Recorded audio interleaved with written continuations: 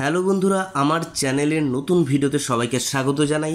তোমরা দেখতেই পাচ্ছ আমি এসবিএফ সিনেমাসে রয়েছি এবং আমি এই সবেমাত্র এক্ষুনি দেবী চৌধুরানী সিনেমাটা দেখে বেরোলাম এবং দেখার পর আমার একটা কথাই মনে হয়েছে যে রক্তবীজ 2, দেবী চৌধুরানী এবং রঘু ডাকাত তিনটে সিনেমাই যেহেতু দেখা হয়ে গেছে, তাই এই তিনটে সিনেমার একটা তুলনামূলক ভিডিও আমার বানানো দরকার এবং খুবই প্রয়োজন। কারণ গত কয়েকদিন ধরে যেভাবে নেগেটিভিটি ছড়িয়েছে রঘু ডাকাত সিনেমাটাকে কেন্দ্র করে এবং দেবী চৌধুরানীকে ভালো রিভিউ দেওয়া হয়েছে এবং রক্তবীজ 2কেও মোটামুটি একটা অ্যাভারেজ রিভিউ দেওয়া হয়েছে, কিন্তু রঘু ডাকাতকে যেভাবে খারাপ সিনেমা বলা হয়েছে, তো একটা ভিডিও তো হতেই হবে এবং জবাব ভিডিও চাই এটা। কারণ আমি তিনটা সিনেমা নিজে দেখেছি এবং নিজে দেখে আমার যেটা মনে হয়েছে আমি সেটা এখন এই ভিডিওতে বলবো। মূল আলোচনায় যাবার পূর্বে একটু চটপটা মশলা লাগিয়ে বলতে চাই যে এই যে এটা হচ্ছে এসবিএফ সিনেমাসের একটা হচ্ছে ফটো গ্যালারি এবং সেখানে দেখা যাচ্ছে বিভিন্ন লেজেন্ড অভিনেতারা। তার সাথে দেব কী করছে এখানে প্রশ্ন জাগে না? দেব কেন অমিতাভ বচ্চন, মাধুরী দীক্ষিত, প্রসেনজিৎ চ্যাটার্জির মতো লেজেন্ডারি অভিনেতাদের সাথে থাকছে? এসবিএফ সিনেমা সেখানে দেবকে বসিয়েছে কারণ দেব সেই জায়গাটা অর্জন করেছে। কারণ এসবিএফ সিনেমা জানে, এসবিএফ যে প্রোডাকশন হাউস তারা জানে দেব তাদেরকে কেমন হিট দিয়েছে, কেমন ব্লকবাস্টার এনে দিয়েছে এবং বাংলা ইন্ডাস্ট্রিতে দেব কতটা যে ইম্পর্টেন্ট গুরুত্বপূর্ণ একটা অভিনেতা এবং সুপারস্টার তা কিন্তু এসবিএফ জানে। যাই হোক, এবার যাচ্ছি মূল আলোচনায়। দেখো, আমি দেবী চৌধুরানীর আলাদা করে কোনো রিভিউ ভিডিও বানাবো না। আমি এই ভিডিওতেই দেবী চৌধুরানী আমি কেমন দেখলাম সেটা আমি বলবো, সেটার মাধ্যমে আলোচনা হবে। দেবী চৌধুরানীকে যতটা ভালো বলে বাড়িয়ে চাড়িয়ে বলা হচ্ছে, দেবী চৌধুরানী কিন্তু ততটা ভালো সিনেমা নয়।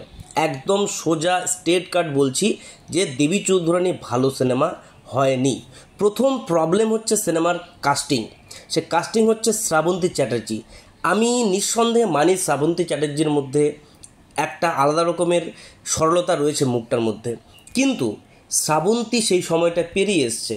বর্তমানে তার যে বডি স্ট্রাকচার, সে বডি স্ট্রাকচারের ওপর সে এই সিনেমার জন্য কোনো খাটুনি করেনি। এর ফলে কিছু কিছু জায়গায় যখন তার পুরো অবয়বটাকে দেখানো হয়, অর্থাৎ পা থেকে মাথা পর্যন্ত যখন তাকে দেখানো হয়, তখন তাকে দেবী চৌধুরানী কিন্তু কখনোই মনে হয় না, কখনোই সেই ফুটফুটে প্রফুল্ল মনে হয় না। সেখানে শ্রাবন্তী চ্যাটার্জিকে একজন বৃদ্ধা, একজন বুড়ি মানুষ বলেই মনে হয়, এতটা বাজে রকমের অবয়ব সেখানে লাগে। তো প্রথম যে প্রফুল্ল, যে মূল চরিত্র, তার কাস্টিংয়েই কিন্তু সবথেকে বড় ভুলটা দেবী চৌধুরানীর টিম করে ফেলেছে।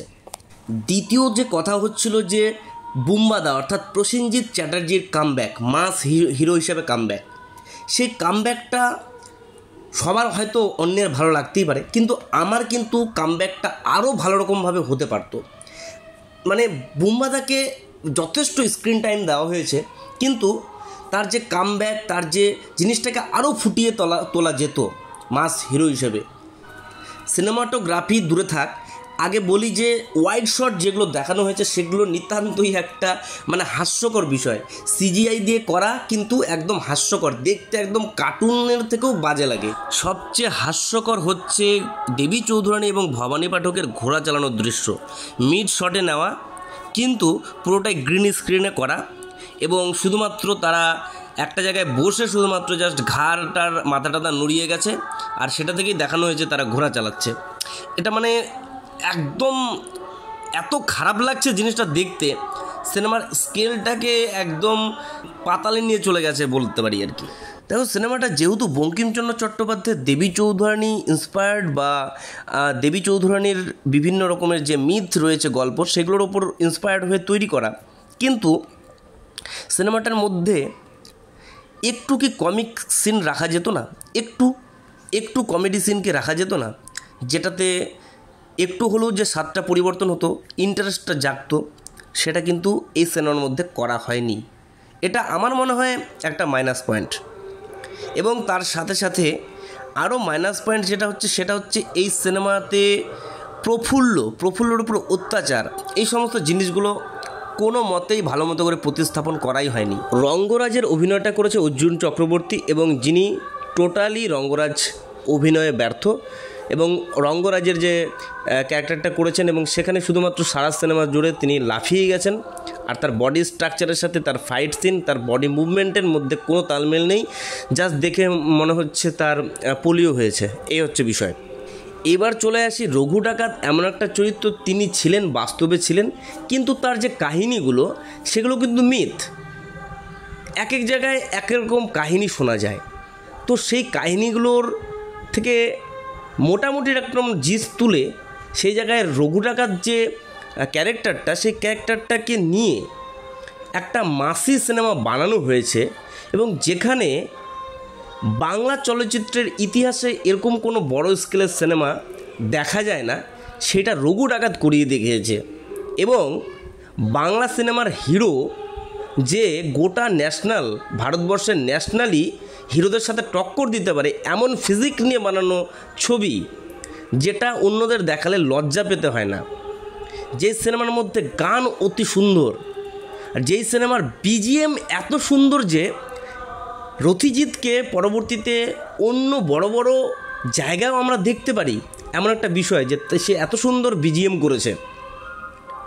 এমন একটা সিনেমা যেখানে টান টান উত্তেজনা, যে সিনেমাটা দেখতে গেলে ক্ষণিকমাত্র বোরিং হওয়ার কোনো জায়গা নেই, সেই সিনেমাটাকে এত খারাপ রিভিউ দেওয়ার পেছনে কি উদ্দেশ্য আছে সকলেই তোমরা বুঝে গেছো। কিন্তু সকলের সম্মতিতে, সকলের মিলিত প্রয়াসে এই সিনেমাটাকে নিচে নামানোর যে প্রয়াস, সেই প্রয়াসকে কিন্তু ধূলিসাৎ করতে পারবে এই সিনেমাটি, যদি আমরা সাধারণ দর্শক এটা বুঝে যাই যে আসলে রঘু ডাকাত সিনেমাটার পেছনে বিশাল বড় কনস্পিরেসি হয়েছে। আসলে পুজোয় যে এই 3টা রিলিজ, এই 3টা সিনেমার মধ্যে রঘু ডাকাত নিঃসন্দেহে একটা বেটার সিনেমা। মাস সিনেমা এরকম হবে না তো কেমন হবে? যারা এতদিন মাস সিনেমা চাই, মাস সিনেমা চাই এই বলে প্রচুর চেঁচামেচি করতো এবং বলতো এ মাস সিনেমা করছে না, সিরিয়াল মার্কা সিনেমা করছে, তারা আজকে রঘু ডাকাত সিনেমাটা দেখে খারাপ রিভিউ দিচ্ছে, বলছে এরকম ভালো হয়নি, আমার এই লাগেনি, ওই লাগেনি।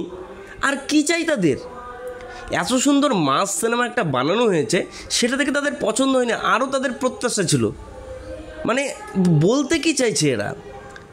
সত্যি কথা বলতে আমি আবার বলি যে রিভিউ সত্যি সত্যি একটা ব্যক্তিগত অভিমত, এবং রিভিউ যে যার নিজের মতো দিতেই পারে, সেটার পার্সোনাল ব্যাপার। আমি আমার পার্সোনাল অভিমতটা জানাচ্ছি, এবং খারাপ রিভিউয়ের পেছনে কী কী কারণ থাকতে পারে আমি সেটাও বলছি।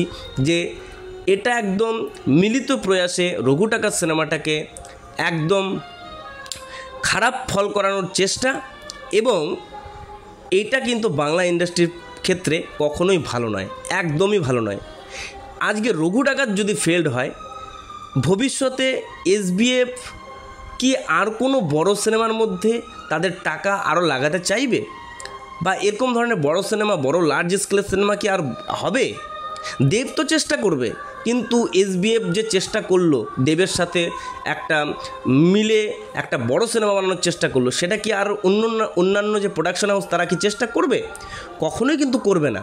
তাই এই যে যারা করছে এটা, তারা কিন্তু বাংলা সিনেমার আদতে ক্ষতিই করছে। এবং যারা রিভিউ আর যারা রয়েছে তারা বলছে যে এটা অ্যাভারেজ সিনেমা। মাস সিনেমার ক্ষেত্রে এটা কোথায় অ্যাভারেজ সিনেমা? মাস সিনেমা এর থেকে আর কি বেটার হতে পারে? আমি তো দেখতে পাচ্ছি না। এই সিনেমাটা একটা ভালো সিনেমা হয়েছে, এবং দ্বিতীয়বার দেখা যায় এমন একটা সিনেমা হয়েছে। তাই আমি সকলকে বলবো, তোমরা যারা যারা সিনেমাটা দেখোনি, তোমরা গিয়ে নিঃসন্দেহে হলে গিয়ে সিনেমাটা দেখো, এবং সকলকে বলো দেখার জন্য। আজকে এতটুকুই। সবাইকে টাটা, সবাই ভালো থেকো।